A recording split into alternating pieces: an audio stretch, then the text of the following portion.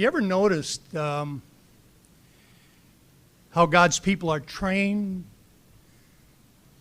to always ask the question, is it clean or is it unclean?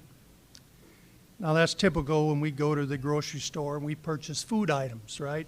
That's a concern we have. And it just comes natural, right? We just naturally do it. We're trained over the years to ask that question. But that same training can apply to many other things in life. Example is COVID vaccine. I want to pick on that for just a minute. Is it clean? Is it unclean? I'm not going to answer that question for you. I'm going to give you the answer from, but it is an important question to ask, but I'm going to give you that answer from a website called Immunized BC. And this is the answer they gave me. Animal and human cell cultures may be used in the process of making mRNA vaccines. They also went on to state that that during the purification process, it removes nearly all of the cell components, and that there's only a trace amount that may be present. Again, the question, is it clean? Is it unclean? Another big news item we've saw in the news is, you've all, I'm sure, been following it, monkeypox, a nasty disease. It is thought to be spread by rodents to humans, either by eating them. You know, it's very popular now. It never used to be in this country, but many foreign countries to eat snakes, rats, whatever they could find. You watch these survivor shows, and they are dropped in the wilderness and they eat what they can find. They're skinning snakes and eating them. Of course, it is thought that this infection is spread by that. Of course, the question again, is it clean? Is it unclean? Then got stuck on this topic. I've come across another headline, very interesting, I wanted to share with you. Headline said this: pig to human transplants come a step closer with new tests. That was from Carla Johnson. And then Steve Collins wrote an article about that. He said the media reported widely that scientists had successfully grafted a pig's kidney into the body of a dying human being to see if the human blood supply could transport the kidney from a gene-edited, bioengineered pig. The test was successful, and it has been hailed as a step towards the future where gene-edited pigs can be farmed to produce all kinds of organs, organ tissues, to be transplanted into human beings. The First Link reports scientists were trying to transport baboon organs into humans in the 20th century. It revealed that pig heart valves have been transported into humans for decades already. It adds one prescription drug is derived from pig intestines, and that skin from pigs has been grafted into humans as well. Goes on to say or add that Chinese scientists now have inserted pig corneas into humans to restore sight. These genetic alteration techniques where pig tissues are being grafted into human beings are examples of actions which are being admitted. Who knows what other organs are being transplanted from pigs and other animals.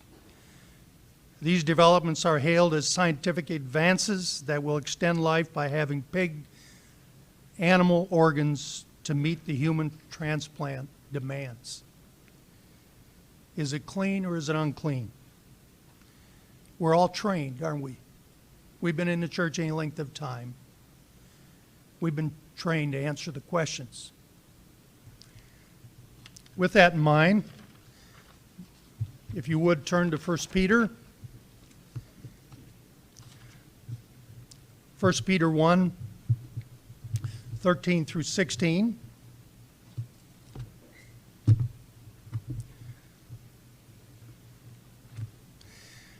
As we just read, it's going to be a real challenge in the future to determine whether it's clean or unclean, isn't it? But again, we're well trained, we're inspired. 1 Peter 1, 13 through 16.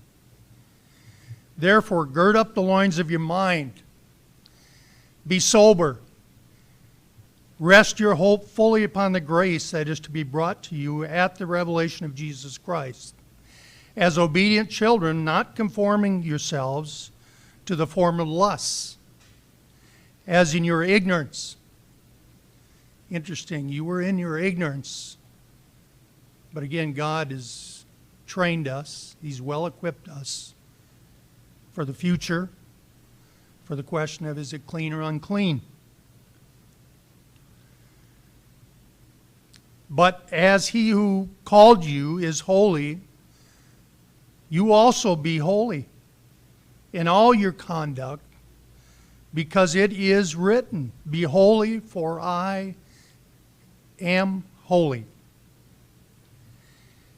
You know, both sanctification and holiness, oh, here it is, imply being different. They imply being set apart for a special purpose. Isn't that why we're careful, or one of the reasons why we're so careful to read the labels? We want to be holy. No doubt we're different. And young people, you're facing that question. Do you really want to be different? Because if you decide, as you heard in the sermonette, you're going to give your life for Jesus Christ, you will be different.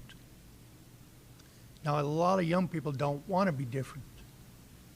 My own family, 11 of us, all grew up in the church.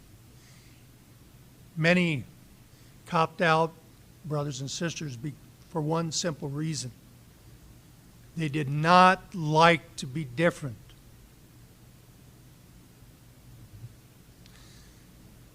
But we look at it a little different, don't we? It's a badge of honor.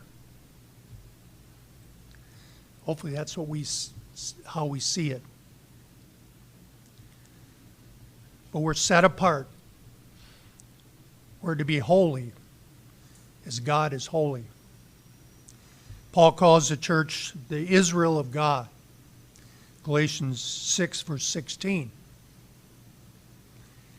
But it shows very clearly that Christians, spiritual Israel, now have the responsibility to be holy as God's very own special people. So God instituted, one of the reasons he instituted the law of clean and unclean is to show the difference between his people and the nations around them. We were to be a model nation, set apart, different. Unfortunately, we don't see that today. We did in the early years of this country. We were different. Our culture was different. We loved God, believed him. We weren't necessarily, most were not converted, but they had a respect for God. Not so much anymore. So Christians are commanded to cleanse themselves of defilements of the flesh. Clean and unclean being one of those. Let's go to 2 Corinthians 6, verse 16.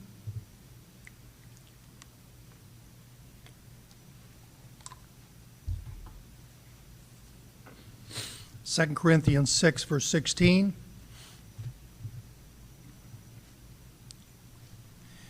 And what argument has the temple of God with idols?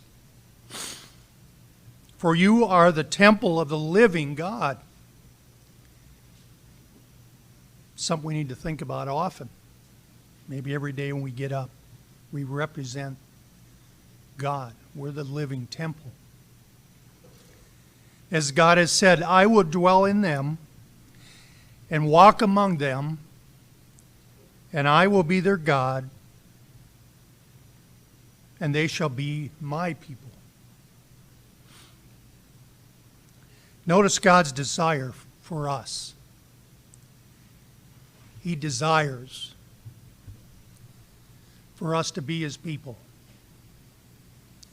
It's driven from here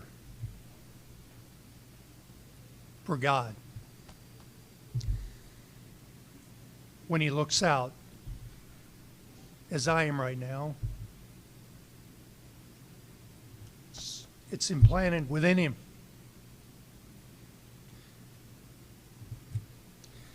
He desires to be our God. He desires to dwell with us.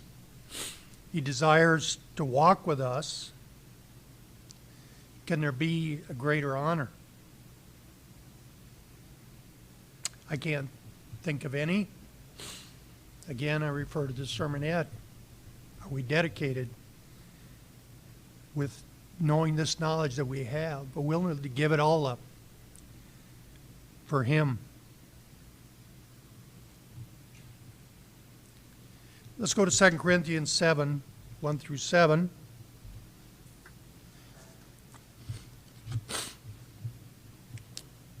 Second Corinthians 7, 1 through 7.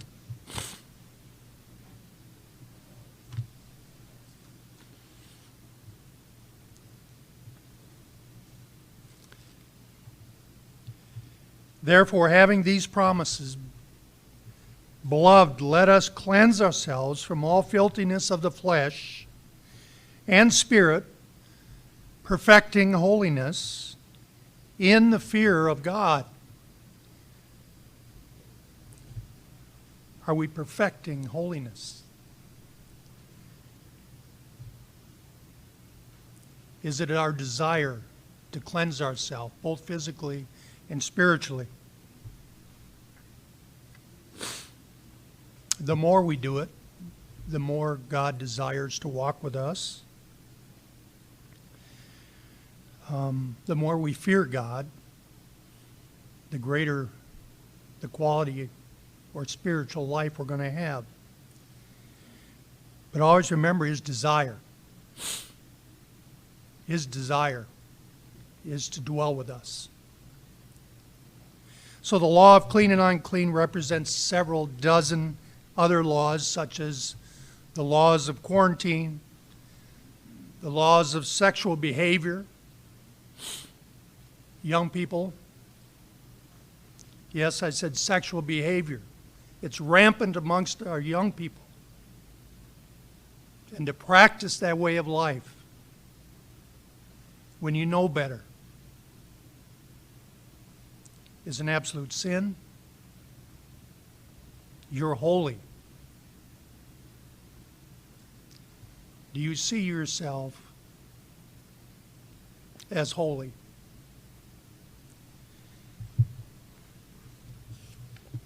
I hope you do. God certainly does. He's provided a camp so that you can come and be and let God walk among us. Spend time with us. Inspire the messages. So it's an incredible opportunity, and I'm glad so many of you are taking the opportunity. So we're to guard against physical and spiritual impurities. And these relate directly to our desire for practice of holiness. God desires nothing less, the practice of holiness. Let's go to Hebrews 12, verse 14. Hebrews 12, verse 14.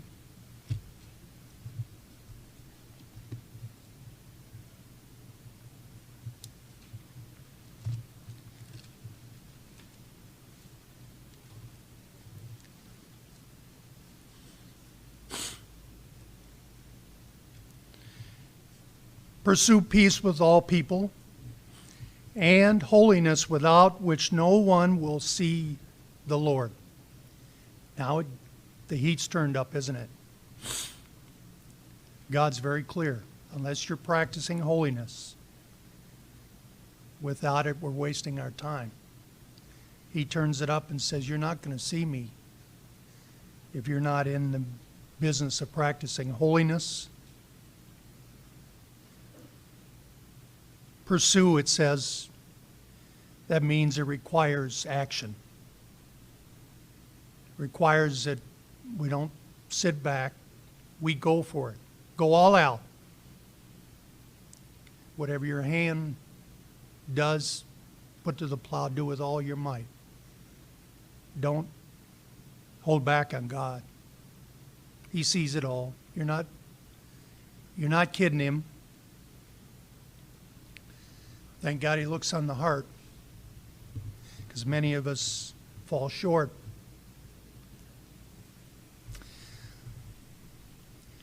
Question is, can we be holy both physically and spiritually without the law? It's a bad word, isn't it? The law. Nowadays, the world doesn't want to hear about the law. They want to be able to do their own thing, because the law then would govern their actions. And they think they have freedom. Well, that freedom is going to bring them into slavery, as we know. That's what they got to look forward to, because they diss the law. Of course, we know the answer to that question. Can we be both physically and spiritually holy without the law? Absolutely not. And all we need to do is look around. I think sometimes that maybe God's, the reason he called so many at the end of an age compared to the rest of all history is that we can watch, we can observe, and never forget as to what happens when God's law is ignored. We're seeing it firsthand. We're going to be an incredible witness throughout all eternity. Man's way does not work. It leads to suffering. It leads to death. But we're witnessing that. Hopefully we're learning the lessons.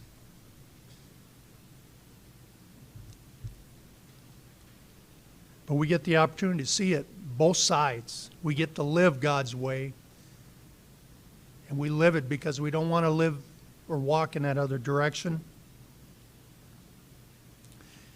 But America has rejected God. They hate God. And so they've turned to, of course, that void is going to be filled. It's called demon activity, behavior, thinking. Demonistic. We have plugged right into his wavelength. He's having a heyday with his country. People have asked me, will it turn around? Well, it won't, if we're going to stay plugged into that wavelength. He's got a good handle on what our future, but we played right into it. And of course, modern religion in America has done their part to bring us down. They claim that God's law has been done away with. Most who call themselves Christians seems to realize, yes, there is sin. However, they define sin much differently, don't they? Yes, it's wrong, but somehow Christ kept the law for us. What kind of thinking is that? That is about as twisted as it can be in my book. It's not why Christ came to die. We know that.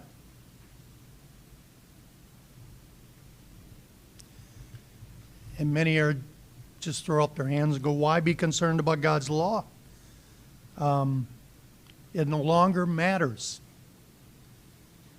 Really doesn't matter. We can do whatever we want to do and get by with it. How foolish, how deranged is their thinking? It's going to cost them dearly. And one area that the world has surely done away with God's law is that of clean and unclean meats. Those who believe the passages from the Bible seem to say that all food, even unclean ones, have somehow been made fit for use today, fit to eat. Of course, they use the common argument is that the clean and unclean laws are part of the old covenant. Is that true? Of course, it's a lie. And that old covenant is vanishing away. We don't need to think about that anymore. It's behind us. We're new age, right?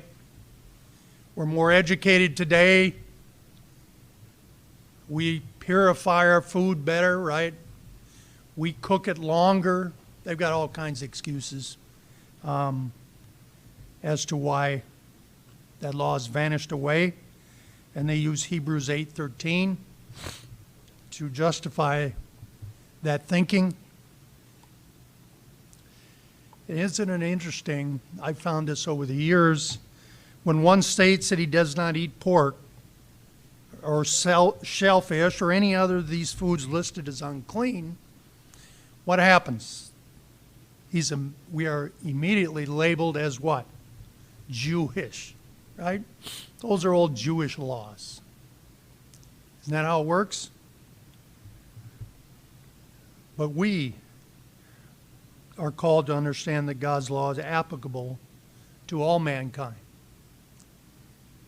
And we'll see that today.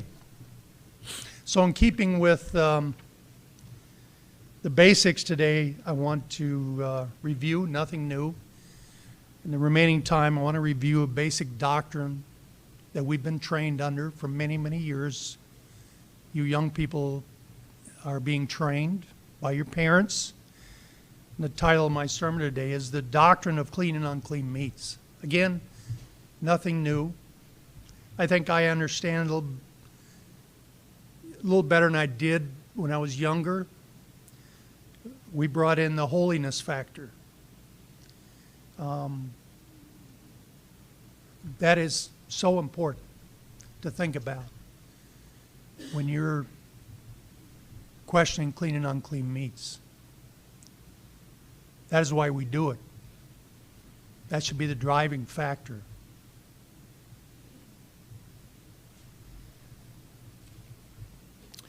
But you got to admit that the dietary laws about clean and unclean meats are among the most unique yet puzzling instructions found in all the Bible. And it truly sets us apart, doesn't it? When you mention you don't eat pork, whoa, you're a nutcase, right? You immediately are different, and you can't hide it. But they are very unique. And they are somewhat puzzling as we read through these. But for thousands of years, these laws have been a striking mark of identity, separating God's people from the world.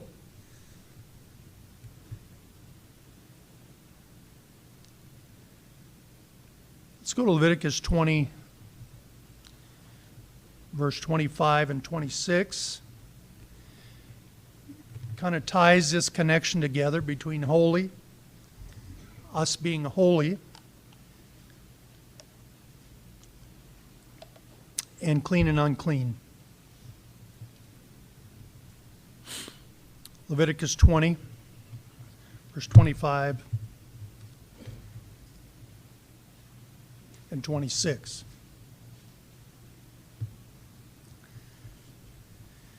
You shall therefore distinguish between clean animals and unclean, between unclean birds and unclean.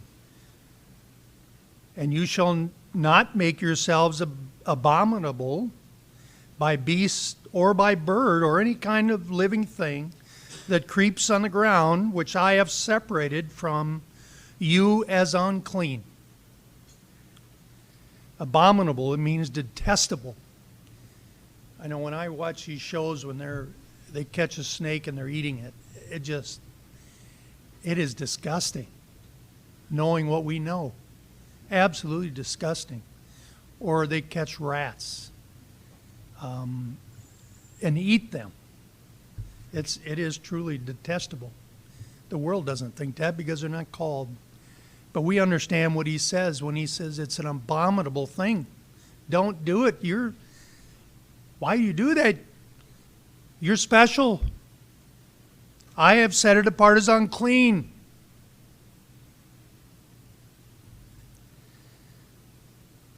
And he separated these things for a reason. And you shall be holy to me. Notice he brings in holy. He's talking about the clean and unclean. There's the connection. Do you think about that when you go to the grocery store and you practice clean and unclean? God says, you're holy to me. And I know that concept is hard for us to accept, being amongst all the wickedness, but that's how God sees us. You're holy to me. You're mine. He's a jealous God. Then he goes on for, I am the Lord, am holy. I, the Lord, am holy. Again, the connection. And he goes on, and have separated you from the peoples that you should be mine. Again, starts off talking about clean and unclean. It is part of a separation process. And we need to think that way. And again, it's connected to clean and unclean meats.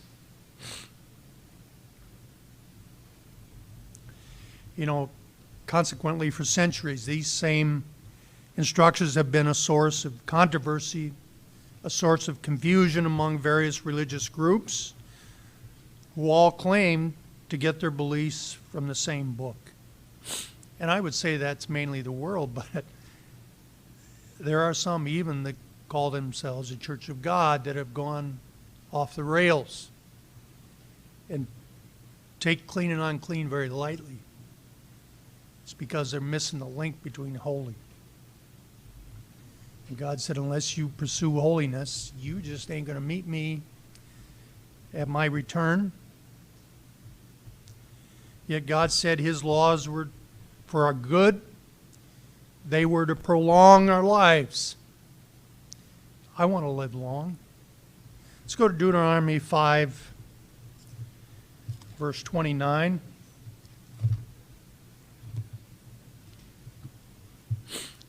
One of my favorite books of all the Bible. And parents, it should be your favorite when you're teaching your children. This is about a generation that was going to go in the promised land. And God reiterates his commands and statutes so that they could prolong their lives. So this should be gone through with your children. All the secrets to life are here. All the techniques God expects of our children as they grow. But a great instruction book for young people. And God probably does something unique in the book of Deuteronomy that he doesn't do anywhere else. He shares his most inner thoughts. He pours his heart out in hopes that these people will be different.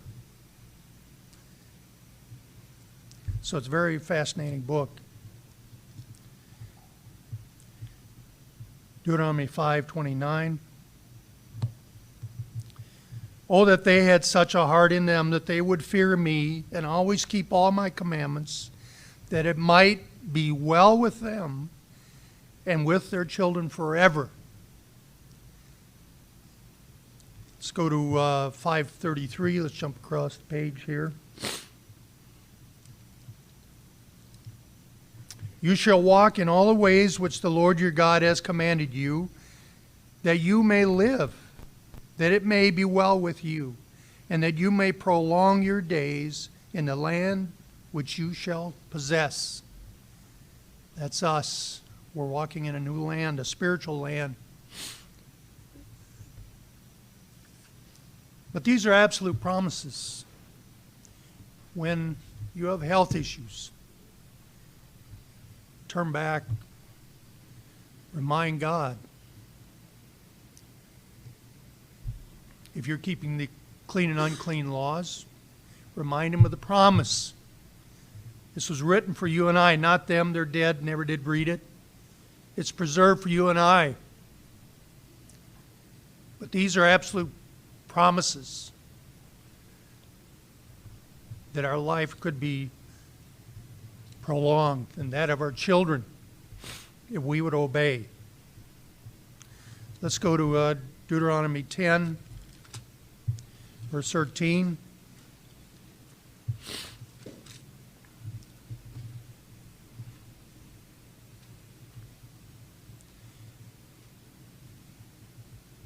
Let's start with verse 12.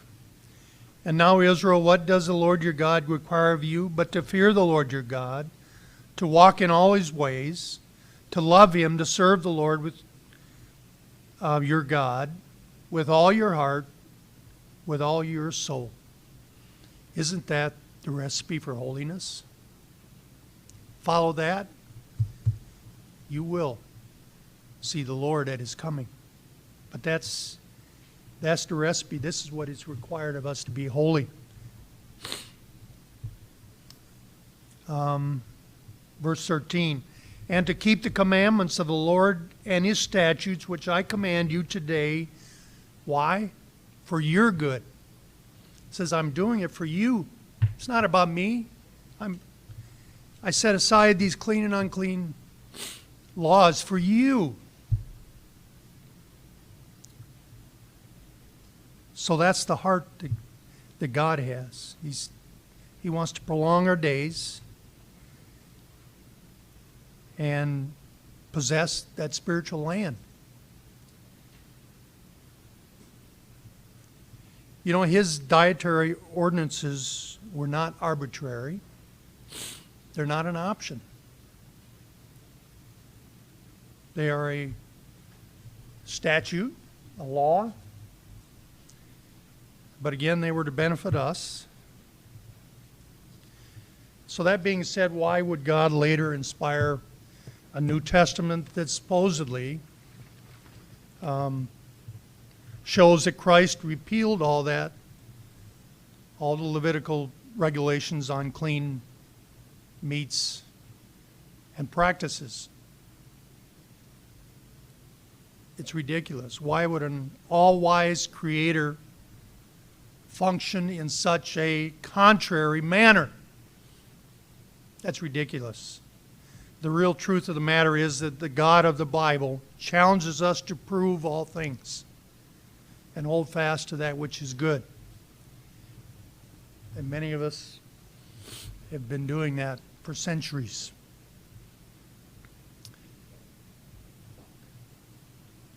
These laws express God's will, and as such are wise, they're reasonable, they're beneficial dietary regulations revealing God's care for the health of His people. Let me repeat that because it's very important. They reflect God's will. They reflect His love for His people. They're wise, reasonable, and beneficial dietary regulations, and they reveal his care, health care for his people.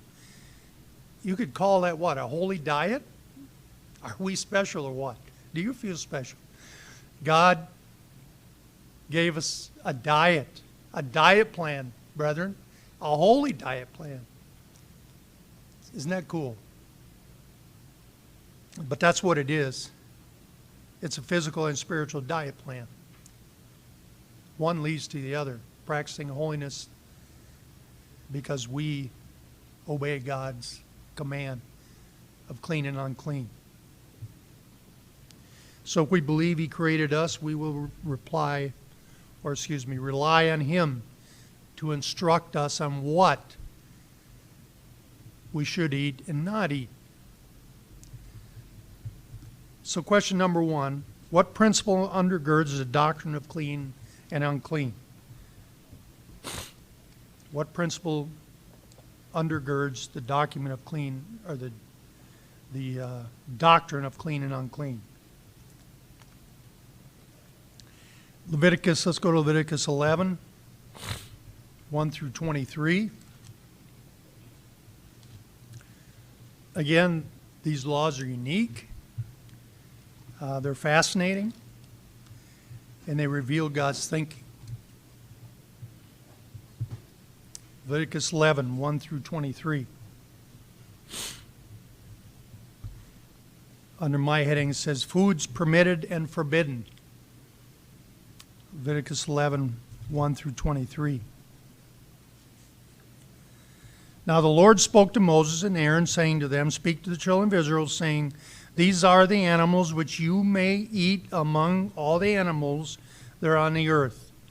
Among the animals, whatever divides the hoof, having cloven hooves, and chewing the cud, you may eat. Very clear. Now, years ago, most of us were farmers, so we understood this very clearly. Today, I would dare say a lot of the younger people, many of them don't even know where a good slab of meat comes from. But it was pretty clear in our day. But chewing the cud, this describes plant-eating mammals. Herbivores, classified as ruminants. The ruminant is a name given to grazing animals that has a highly specialized digestive system and splits the hoof. That's from World Book Encyclopedia. These animals have 4-chamber stomachs that convert grasses that are unedible to humans and other animals. It transfers it to nutritious, high-quality protein products, such as meat and milk, that people can then use for food. Of course, examples of these clean animals, you probably think of many. Most common one would be cattle, sheep. I talked about slaughtering sheep. That didn't go over too well for some. I won't go into any more gory details, but it does show you that we've gotten away. I mean, it was such a normal thing for us on the farm to slaughter animals, but today we have I better be careful. Killing an animal is, well, let me tell you a story about that. We had killed a beef cow. We had it hanging. Ben and I and all the kids, we'd gather around and slaughter this. And I had it all skinned and gutted, and I took a picture of it. And I was showing it a couple of people at work. And this young lady, fresh out of college, saw it. And she called me a murderer. I said, what did you say? You're a murderer. I was floored. What are you talking about? But this is, heart of hearts, she saw me as a murderer because I killed this animal. And I will say this, if you think that, you're off base. These right here, God said these would be food that we could eat. And to eat this, you must slaughter it. But there is such a drive today. It is a perversion. It's a god to them. Animals, anyhow, I could go on, but she called me a murderer. Okay. A couple days later, I probably told the story before, but it's so funny. There is a God. So a couple days later, she came in and her hands all bandaged up. She had been serving at a pet shelter, and she was petting this wounded squirrel. And that wounded squirrel, she didn't have gloves on or anything, and it tore her up. I mean, tore her arm up. She had it all bandaged up. And I said to her, you know those are wild animals. Yeah, but it wasn't the squirrel's fault. I said, no, it was yours. You know better than pet a wounded animal. They're going to turn on you. That hurts, right? You're wounded.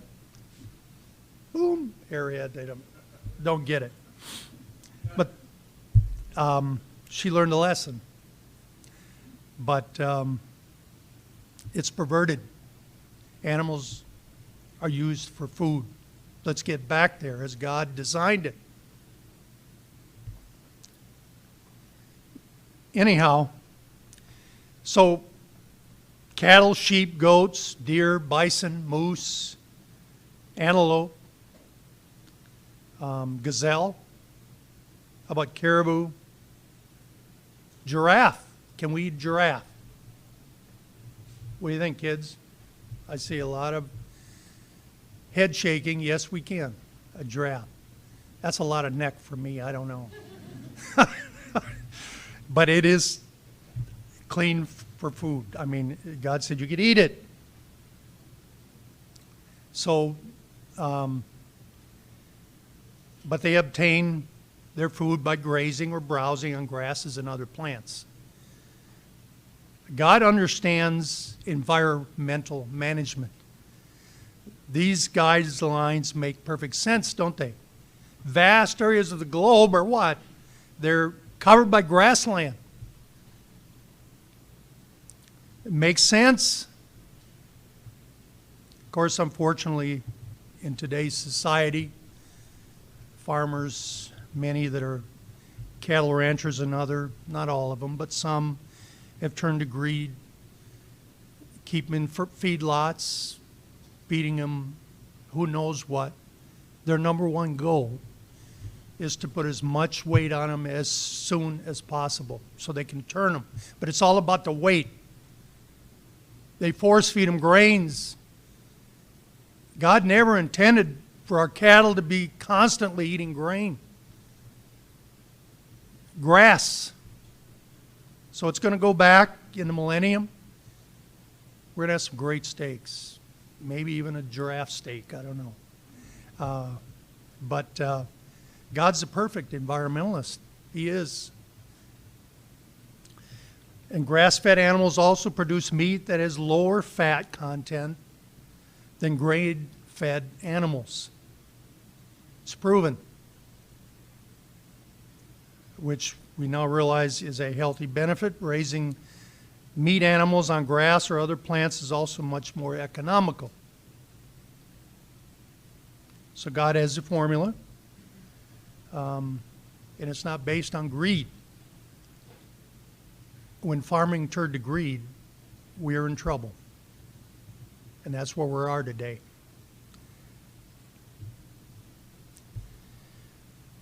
The clean animals that God permitted His model nation to eat, they were designed simply by splitting the hoof, chewing the cud, and they were then to produce nutritious food and economical and ecological sound manner.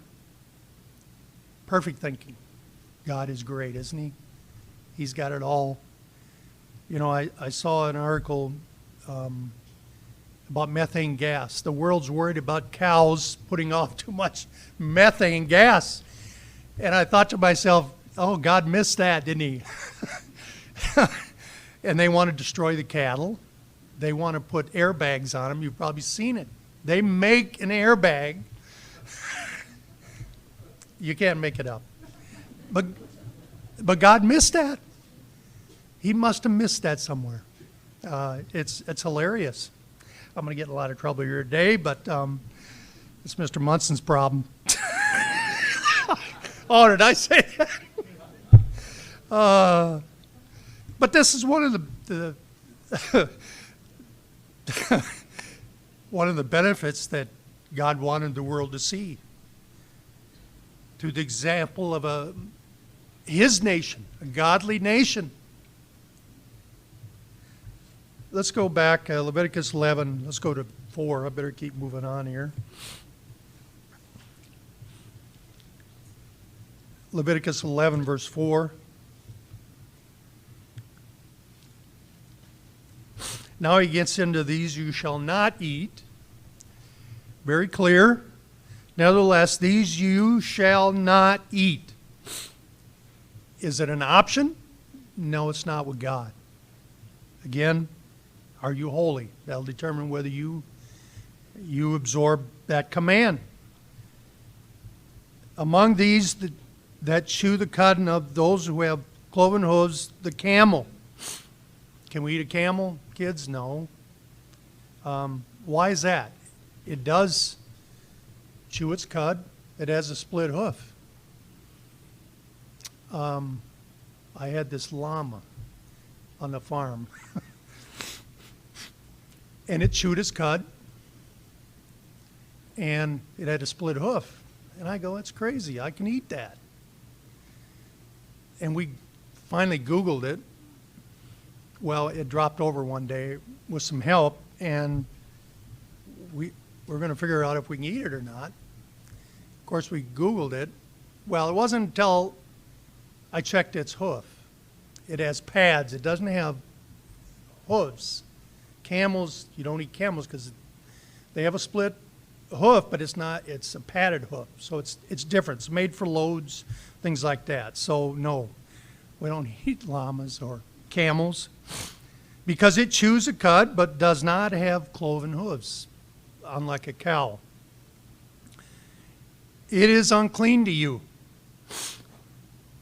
The rock hayrex, that's some kind of a rabbit, because it chews the cud but does not have cloven hoof. It is unclean to you. The hare, because it chews the cud but does not have cloven hooves. It is unclean to you. The swine, though it divides the hoof, having cloven hooves, yet does not chew its cud. Can it be more clear? It is unclean to you. And what about implanting pig valves? Would you be unclean?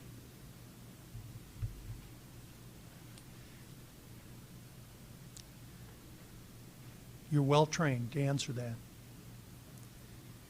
Their flesh you shall not eat, and their carcass you shall not touch.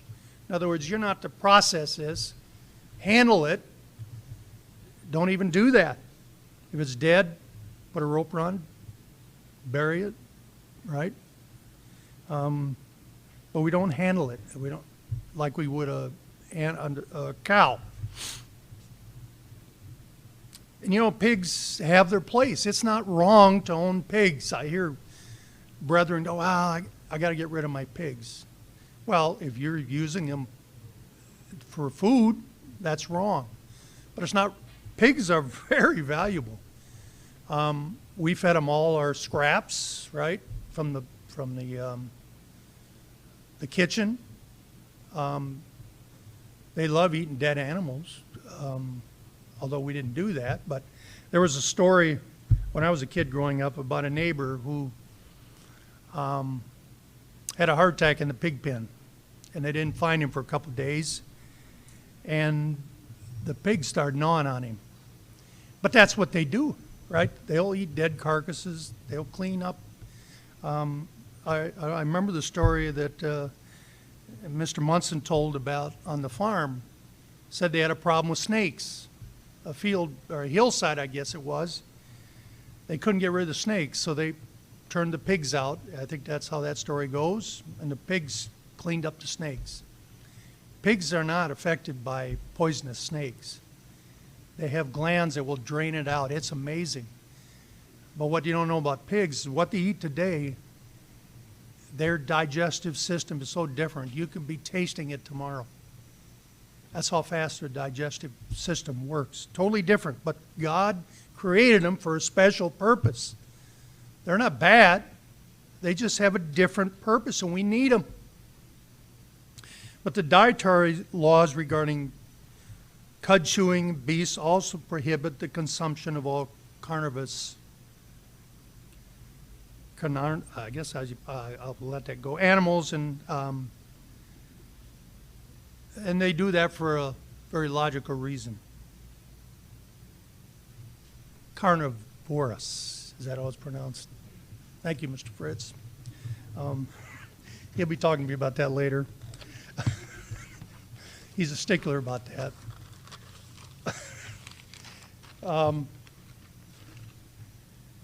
So he created animals suitable for human consumption for other purposes. He created the beasts of prey. They play an important role in controlling the population of the animals. There's no greater environmentalist than God. He figured it out long ago. And that's why we have wolves, mountain lions, which feed on herds of deer. They control not only the numbers, but also maintain the health of their herd by culling out the weak, the sick, or infirmed animals. So it's a part of the ecosystem. And that's why we shouldn't eat meat-eating animals, because they do eat the sick, and it can be transmitted to us. That's where a lot of diseases come from. As we heard, monkeypox. A lot of that's directly from eating snakes and rodents. Let's go to Leviticus 11:9. Leviticus 11:9.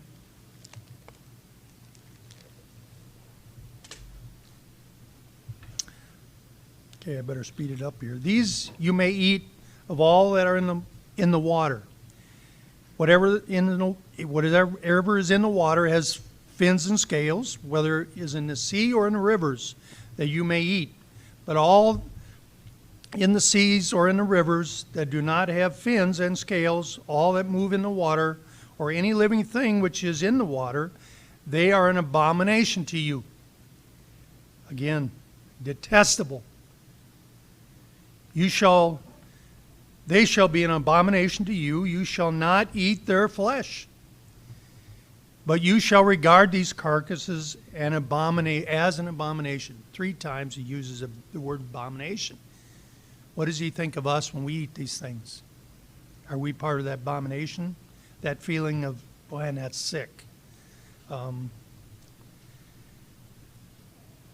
you shall regard their carcasses. Oh, I read it. Verse 12. However, in the water does not have fins or scales, that shall be an abomination to you. Again, it repeats it, getting our attention. So shellfish lacking both fins and scales are clearly excluded in the biblical dietary laws. But why would lobsters, crabs, crayfish, and shrimp, why are they considered delicacies in many parts of the world? Why would that be prohibited? Well, the answer lies in understanding the role they were designed for and the role they play in nature. Lobsters are nocturnal, they're foragers, they're bottom walkers and predatory scavengers. They scavenge for dead animals and other bottom-dwelling organisms and debris. You know, it's amazing. The ocean's becoming polluted, right? There's big, it's bad. Well, Why? You done fished out all the lobster. All the things that clean the environment you took. What do you think is going to happen?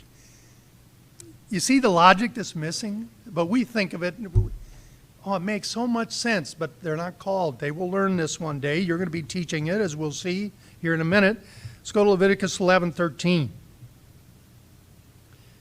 And these you shall regard as an abomination among the birds. Now we're getting the birds. They shall not be eaten. They are abomination. The eagle, the vulture, the buzzard, the kit, the falcon, after its kind. Every raven after its kind. The ostrich, the short-eared owl, the seagull, the hawk after its kind. The little owl, the fisher owl, the screech owl, the white owl, the jackdaw, the corn vulture, the stark, the heron after its kind, the hoopie, whatever that is, and the bat. All flying insects that creep on all fours shall be an abomination to you. There it is again. I think that's again tied to holiness. Verse 21, these you may eat of every flying insect that creeps on all fours, those which have jointed legs above the feet, with which to leap on the earth. These you may eat. Now, I put out a challenge to our young people. Why don't we catch a bunch of these at camp and see if Mrs. Munson can cook them up for us? I challenge you. God says we can eat them. That ought to be fun. The locust after its kind, the destroying locust after its kind, the cricket after its kind, and the grasshopper after its kind. But all other flying insects which have 4 feet shall be an abomination to you. So very clear. You know what? If we get hungry enough, yeah, there's a lot of the locust, the cricket. Hey, I'm not opposed to it if I was hungry enough. But it's very clear what we can eat and what we can't. Anybody have any questions? I don't think so. It's very clear. Let's go to Deuteronomy 14, 3 through 21.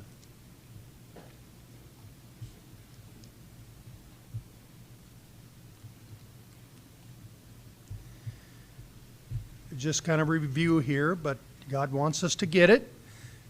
You shall not eat any detestable thing. So he's listed the detestable things we're not to eat. Again, he reviews it here. These are animals which you may eat. The ox, the sheep, the goat, the deer, the gazelle, the rolled deer, wild goat, the mountain goat, antelope, the mountain sheep.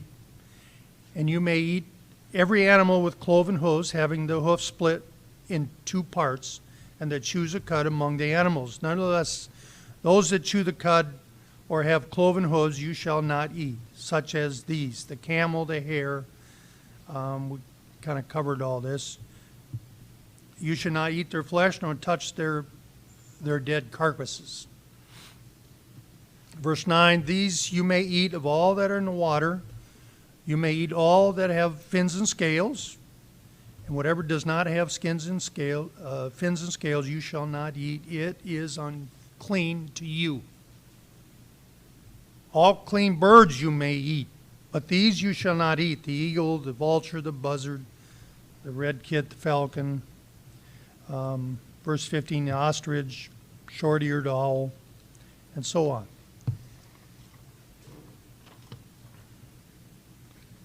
The jackdaw, vultures, fish owl,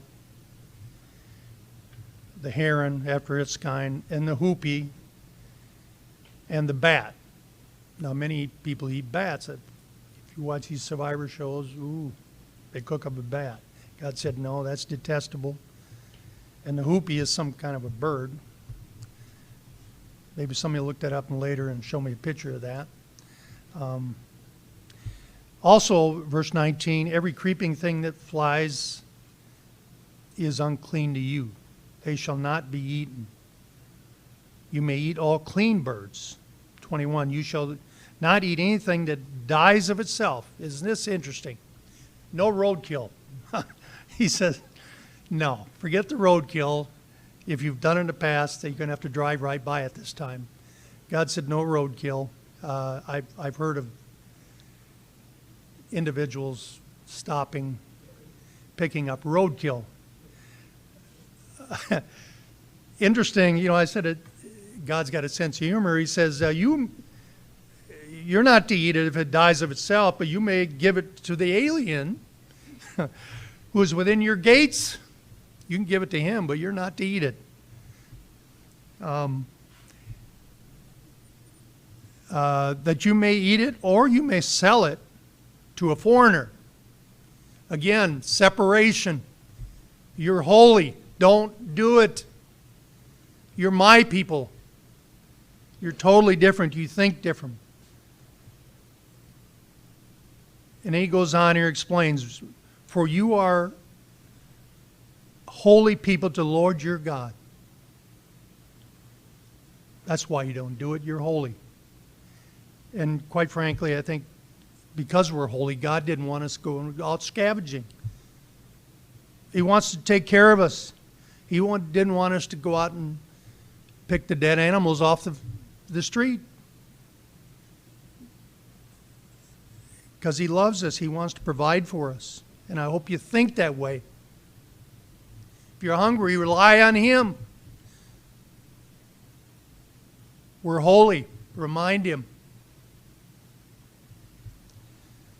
He says, you are a holy people to the Lord your God. Implying different. You're set apart for a special purpose. So God instituted the law of clean and unclean to show the difference between his people and the nations around him. Just think what kind of nation we'd be today if we obeyed just the clean and unclean meat laws. Being in the workforce, one of the most talked about religious topics for me was clean and unclean meats. And it probably is for you. If it was for me, if you were around several employees, at some point you're going to sit down. I had a lot of meetings, and I had to explain the clean and unclean meats many, many times. When I'd say, they would order in lunch. I go, I can't eat pork, shellfish. I remember one time explaining that to my foreman. I was in construction for a while, and we were in a restaurant for lunch. And he ordered a tray of shrimp, and he passed it to me. I said, I can't eat that. Why is that? I said, because I believe in the clean and unclean meat laws. Literally, he jumped out of his chair in front of the whole restaurant, said, this weirdo won't eat shellfish.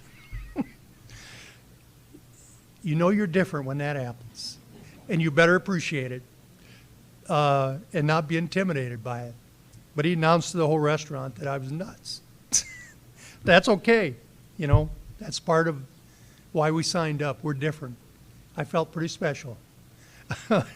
But I can't tell how many times I sat in meetings and 30 minutes goes by and I'm explaining what to eat and what not to eat. Well, why don't you eat pork, right?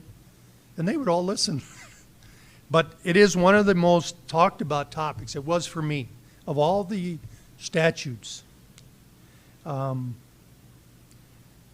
of course, after a while, they respected that and always told me if the ladies baked something, they would say, there's pork in it, you can't eat that. Or I cooked this and I didn't put any bacon or anything in it, any pork grease. Or they'd order meat cheese pizzas, and it got to be... they observed those laws too when it came to me. But what was amazing, it was one of the most talked about doctrines. Question number 2. Was the law of clean and unclean known before the Old Covenant? That's the big question. Let's go to Genesis 7, 1 through 3.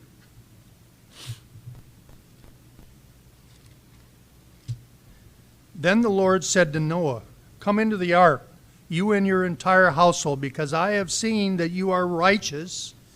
Here it is again. You're holy. you're holy before me, or righteous in your generation.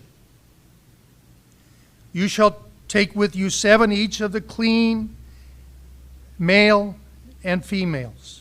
Also 7 of each of the birds of the air, male and female, to keep the species alive on the face of all the earth.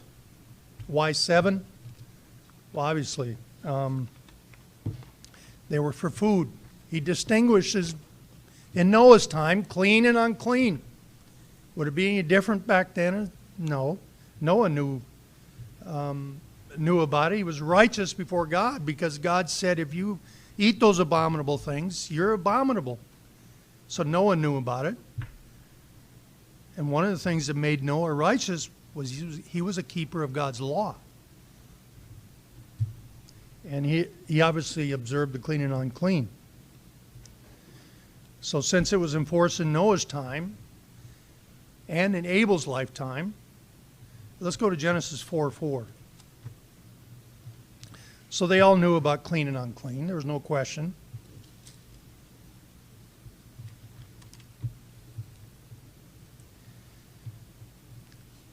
Abel also brought of the firstborn of the flock and their fat, and the Lord respected Abel and his offering. What if Abel would have showed up with a pig for an offering? Well, that's what the pagans did. He knew better than that. No, he had a suitable offering. It was not made obsolete with the passing of the Old Covenant. This is a vital principle to remember regarding the Old and New Covenants. What did not originate with the Old Covenant did not die with it. The clean and unclean meat laws were in place long before the Old Covenant was established. It was just reiterated. And we use 2 fundamental verses that are good to remember when questions over doing away with God's law arise. Let's go to Malachi 3:6. I'm going to make it. Malachi 3:6. For I am the Lord, I do not change. Therefore you are not consumed, O son of Jacob. God clearly says, I'm not shifty. I don't establish these laws and then do away with them. That's not me. Hebrews 13, verse 8. Christ said the same thing, or it was said of him. Jesus Christ is the same yesterday, today, and forever. They were a part of the established from laws and statutes from the very beginning of time.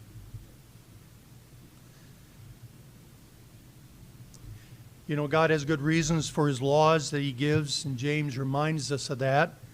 James 1:17.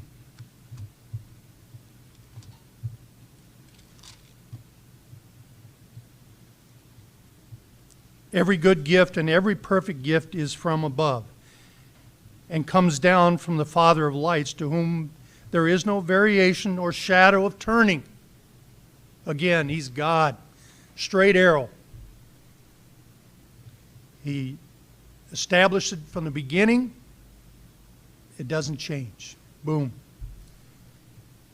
So rather than assume that the Old Testament law is done away, we should trust that our Maker knows what is good for his people, and the creatures we eat. And then, so we can determine clean and unclean.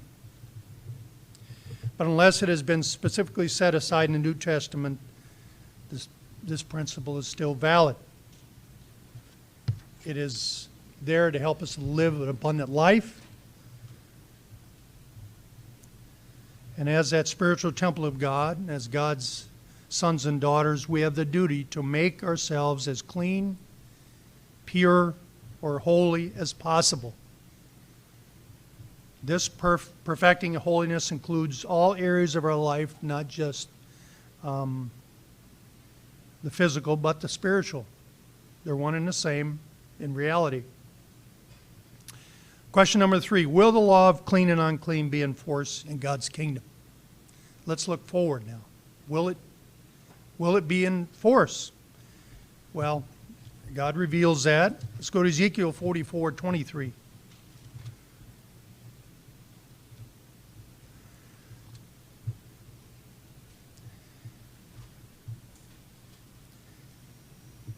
And they shall teach my people the difference between the holy, the unholy, and cause them to discern between the unclean and the clean. Notice he says they. He's talking about you and I. We're going to be teaching this doctrine of clean and unclean meats in the kingdom. It will be enforced, but we're going to teach them the difference between holy, between unholy, between clean and unclean. Revelation 21, verse 7.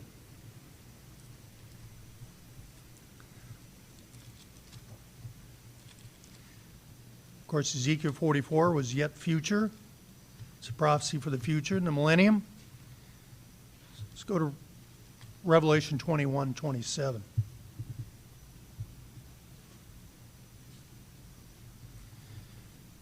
But there shall be by no means enter it anything that defiles or causes an abomination. We read a lot about abominations today.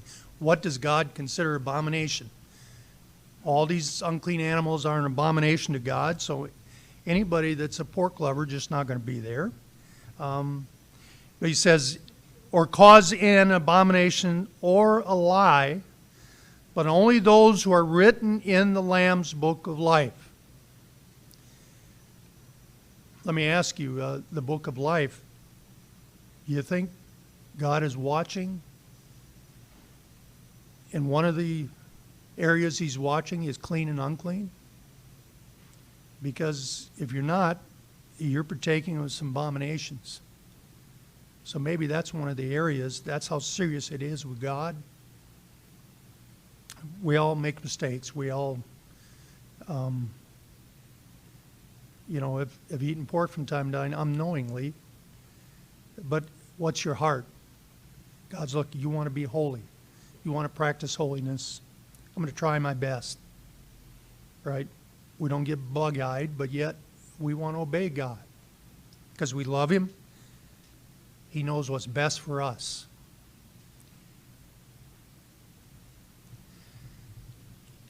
So, many, even in the Church of God, take it lightly, but God doesn't. And it's tied to the Lamb's book of life. In the millennium, the priesthood will teach the difference between clean and unclean. After the 1,000 years, no abominable thing, nothing that defiles will mar the new Jerusalem. All its citizens will be holy. This is a wonderful destiny that we're all preparing for. We got to live it before we can teach it. And God is watching. It's hard to teach something you don't know. But if you've been practicing it all these years, and as I said earlier, we're all well trained. We've been doing it. And God is pleased. But we're preparing for that time to be a part of making ourselves ready. Part of that, our duty, is to follow the laws of clean and unclean meats.